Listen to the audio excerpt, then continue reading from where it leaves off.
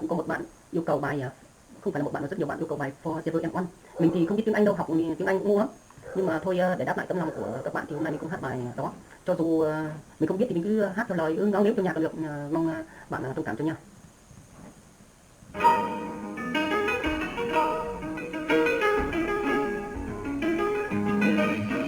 What can I do when we I getting down? Now that I must to live it on behind.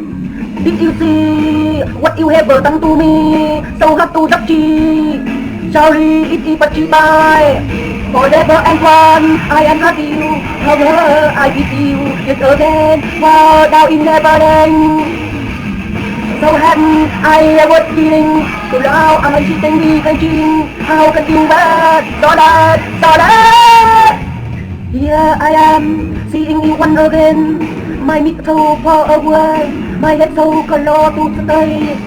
Too far to fight, I am going back into life. When I ever feel someone to barrier. Forever and one, I will meet you. How I will see you not again.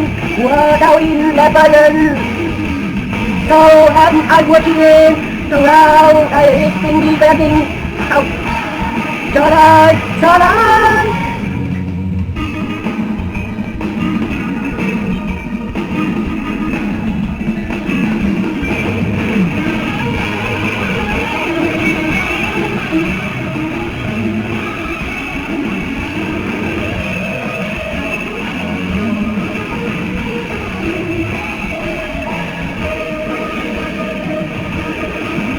Forever and one, I will meet you. However, I will you again. War down in Lebanon.